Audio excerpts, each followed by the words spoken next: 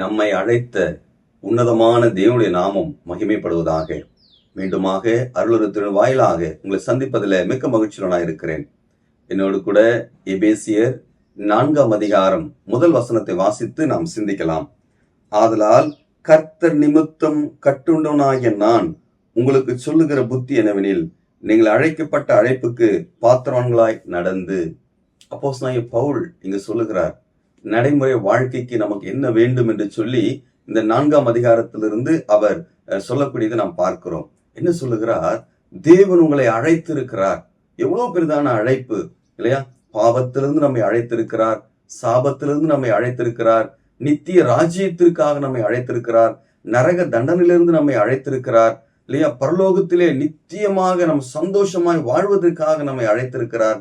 இப்படிப்பட்ட அழைப்பை பெற்ற நாம் அதற்கு தகுதியுடையவர்களாக, நன்றி உள்ளவர்களாக நாம் நடந்து கொள்ள வேண்டும் என்று சொல்லி அவர் சொல்லுகிறார்.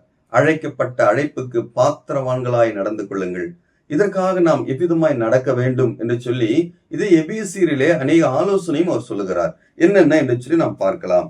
இது எபேசியர் 4ஆம் அதிகாரம் 17வது வசனம். ஆதலால் கர்த்தருக்குள் நான் உங்களுக்கு சாட்சியாக சொல்லி எச்சரிக்கிறது என்னவெனில், மற்ற புறஜாதிகள் தங்கள் வீணான சிந்தையிலே நடக்கிறது போல நீங்கள் இனி நடவாமல் இருங்கள். வீணான சிந்தையிலே நடக்கக்கூடாது. அழைக்கப்பட்ட அழைப்பு உன்னதத்துக்குரிய அழைப்பு, பரலோகத்துக்குரிய அழைப்பு. அப்படிப்பட்ட சிந்தையோடு கூட தேவனுக்கு எதெல்லாம் பிரியும் என்ற நிலையில நாம் வாழ வேண்டும். ஒருவேளை இந்த உலகத்திலே தேவன் அறியாத ஜனங்கள் இந்த உலகத்தை பிரியப்படுத்தும்படியாக வாழ்வார் என்று சொன்னால், அதுபோல நாம் என்ன செய்யக்கூடாது, வாழக்கூடாது என்று சொல்லி அவர் சொல்லிக் கொடுக்கக்கூடியது நாம் பார்க்கிறோம்.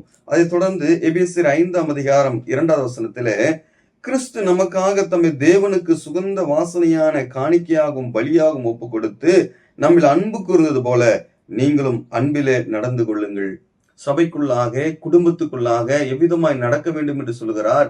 அன்பிலே நடந்து கொள்ள வேண்டுமா? கிறிஸ்து ஒரு பாவியினிடத்திலே காண்பித்த அன்புக்கு ஒப்பாக நாமும் கூட அன்பிலே நடந்து கொள்ள வேண்டும். அதாவது நம்முடைய வாழ்க்கையிலே அன்பு பிரதியாக இருக்க வேண்டும் என்று சொல்லி சொல்லிக் கொடுக்கக்கூடியதை நாம் பார்க்கிறோம். அதை தொடர்ந்து அதே எபேசியர் 5ஆம் அதிகாரம் 8வது வசனத்திலே நாம் பார்க்கிறோம், முற்காலத்தில் நீங்கள் அந்தகாரமாய் இருந்தீர்கள், இப்பொழுதோ கர்த்தருக்குள் வெளிச்சமாய் இருக்கிறீர்கள், வெளிச்சத்தின் பிள்ளைகளாய் நடந்து கொள்ளுங்கள். வெளிச்சத்தின் பிள்ளைகளாய் நடந்து கொள்ள வேண்டும். அதாவது இருளின் பிள்ளைகளைப் போல அல்ல. வெளிச்சத்திற்கு நேர்மறை இருள். இருளாயிருக்கக்கூடிய பாவ காரியங்கள் உள்ள செயல்களைப் போல அல்ல.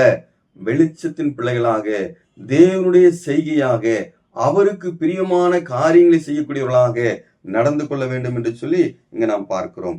பின்மனே முற்காலத்திலே நம்முடைய நடக்க எவ்விதமாய் இருந்தது இந்த வசனத்துல பார்க்கிறோம். முற்காலத்தில் நீங்கள் அந்தகாரமாய் இருந்தீர்கள் என்று சொல்லி பார்க்கிறோம். எபேசியர் 2ஆம் அதிகாரம் முதல் 2 வசனத்திலே பார்க்கும் பொழுது, அக்கிரமங்களினாலும் பாவங்களினாலும் மரித்துள்ளா இருந்த உங்களை உயிர்ப்பித்தார், அவைகளில் நீங்கள் முற்காலத்தில் இவ்வுலக வழக்கத்தை ஏற்றபடியாகவும் கீழ்ப்படியாமின் பிள்ளைகளிடத்தில் இப்போது கிரியை செய்கிற ஆகாயத்து அதிகார பிரபுவாகிய ஆவிக்கேற்றபடியாகவும் நடந்து கொண்டீர்கள். முற்காலத்திலே நம்முடைய வாழ்க்கையில உலக வழக்கம் இருந்தது, பாரம்பரியங்கள் இருந்தது, சாங்கியங்கள் இருந்தது இல்லையா? இவ்வுலகத்தின் அதிபதியுடைய அவர் கீழாக சிறைப்பட்ட வாழ்க்கை இருந்தது. அவ்விதமாய் நடந்து கொண்டிருந்தோம் இல்லையா? நம்முடைய முற்கால வாழ்க்கை கிறிஸ்துவை விசுவாசிப்பதற்கு முன்னதாக இருந்த வாழ்க்கை. ஆனால் இப்பொழுதோ அவர் உங்களை அழைத்திருக்கிறார். அதற்கு ஏற்ற நிலையில வாழ வேண்டும் என்று சொல்லி, நடக்க வேண்டும் என்று சொல்லி பவுல் சொல்லக்கூடியதை நாம் பார்க்கிறோம். பாருங்கள், இதே எபேசியர் 2ஆம் அதிகாரம் 10வது வசனத்திலே பார்க்கிறோம், ஏனெனில் நற்கிரியைகளை செய்வதற்கு நாம் கிறிஸ்து இயேசுவுக்குள் சிருஷ்டிக்கப்பட்டு தேவனுடைய செய்கையா இருக்கிறோம், அவைகளில் நாம் நடக்கும்படி அவர் முன்னதாக அவைகளை ஆயத்தம் பண்ணியிருக்கிறார். நற்கிரியைகளை செய்யும்படியாக அழைக்கப்பட்டிருக்கிறோம். பிரியமானவர்களே, இந்த உலகத்திலே நாம் நற்கிரியைகளை செய்ய வேண்டும்.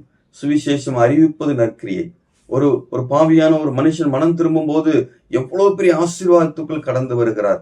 சுவிசேஷம் அறிவிப்பதும் நற்கிரியை என்று சொல்லி நாம் பார்க்கிறோம். பிலிப்பியர் 1:27 இதை குறித்து நாம் பார்க்கிறோம் இல்லையா? சுவிசேஷம் அறிவிப்பதற்காக நாம் அழைக்கப்பட்டிருக்கிறோம். பிரியமானவர்களே, நம்முடைய வாழ்க்கையில ஆன்மீக ரீதியாக ஆத்துமாவுக்கு தேவையான நற்கிரியைகளை நாம் செய்ய வேண்டும். அதே வேளையில சரீரத்துக்கு தேவையான நற்கிரியைகளும் நாம் செய்ய வேண்டும். இதற்காக நாம் அழைக்கப்பட்டிருக்கிறோம். ஆகையினாலே நம்முடைய அழைப்பு மேன்மையுள்ள அழைப்பு. தேவன் அழைத்திருக்கிறார். அதற்கு பாத்திரவான்களாய் நடந்து தேவ நாமத்தை மகிமைப்படுத்த தேவன் நமக்கு உதவி செய்வராக. கர்த்தர் உங்களையும் உங்கள் குடும்பத்தையும் ஆசீர்வதிப்பாராக.